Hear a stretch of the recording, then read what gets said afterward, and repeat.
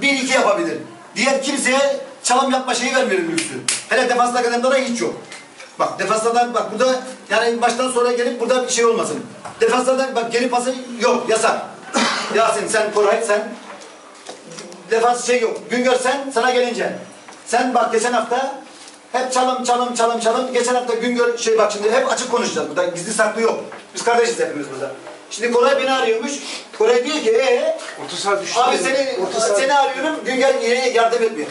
Güngör bak senin vazifen bu geri üçlünün ortası. Senin vazifen top dağıtmak. Çalım yapmak değil. Yani adamı geçmek. Şimdi bak sen atıyorum. Sen bir kişiyi sen bana maç kazandırabilirsin. Takım onu oynarsak şampiyon oluruz. Sen bana sadece maç kazandın. Ne yaparsın? Gider ona buna basarsın. Vurursun gol olur. Ne olur maçı kazanırız. Ne olur? Ama sen şimdi tık kafanı kaldıracaksın abi kaldır. Sen şimdi 3 tane kendini de yıpratıyorsun. Ona çalım, buna çalım, ona çalım. Kendini yıpratıyorsun. Geçti bir tane adam. Kaldır kafanı. Bekir boş kaldır kafanı. Atıyorum Ahmet boş onu at abi. Bak bunu söyle yani size bunu akıl veriyor babında kabul etmeyin bak. Akıl vermiyorum size. Yok bilgi paylaşmak güzel. Yani siz bunu işi bilen adamsınız. Ben sana yani akıl veriyor babında kabul etmeyin. Ya biz işte geçen hafta bu yüzden kaybettik. Yani burada hakikaten birimizi yenecek takım yok ya. Sen kilit noktada sendin. Çünkü adamlar olsa da pas şimdi hemen bak Uğur'a geçen hafta ne yaptık?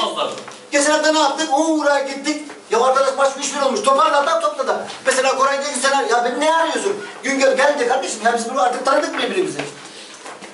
Yani hepimiz aklı başımıza adamlarız.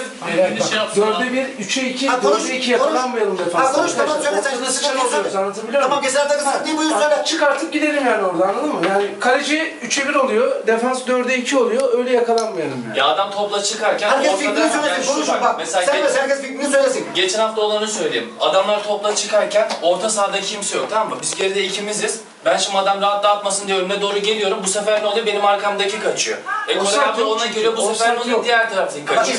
En azından ortadan biri, adam gelirken ortadan biri karşılarsa anlatabiliyor muyum? Biz de adamları rahatlıkla tutuyoruz. Herkes şeyini söylesin yani eteğindeki taşı tutuyorsun. Offside taktiği olsa çıkalım. Offside taktiği yok abi. Arkaya attı mı gol oluyor. Yani Skora ateşini yakalayınca fazla kaldım maç geçti abi. Şimdi bu haftaki maça bakalım. Bu hafta biraz daha temkinli oynuyoruz. Skora yakalayınca biraz yaslanalım gerekiyor.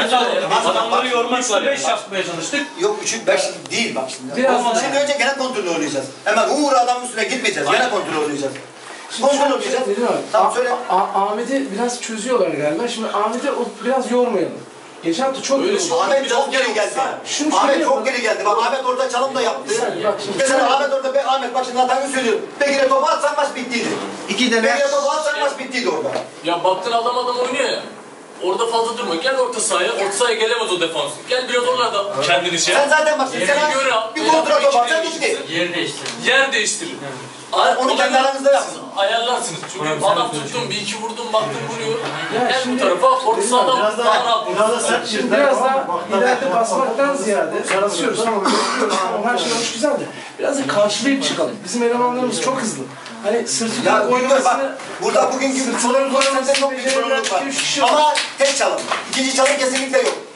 Yani sen şimdi dizilişimizde... Maç da bitti. Çünkü kenarlar çıkıyor bak. Sağ bek sol bekler çıkıyor. Şimdi bak burada şimdi ben geçen hafta söylemiştim. O kaptan kolunu geçen hafta buna verdim. Her hafta değişik arkadaşımıza vereceğim.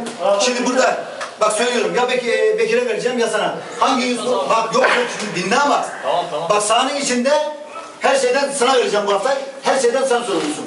Şöyle sorumlusun. Baktın mesela adam çalım yapıyor, gidiyor, konuşacaksın. Hani ben dışarıdan gelip de Güngör ne yapıyorsun demeyeceğim. Sorumluluğu sana veriyorum. Tamam mı? Bir adamın gördüğün hatasını ne yapıyor? Yere gidiyor, uyaracaksın. Kim de hata yapıyor? Yasin hata yapıyor, söyleyeceksin. Ve de bu, herkes de bunu dinleyecek. Tamam bak mesela böyle bir faul oldu, bilmem bir tekme tokat oldu, hakeme saldırmak yok. Bak geçen hafta herkes bizi beğenmiş. Bak ne kadar sakin olsa sinirlenmek yok.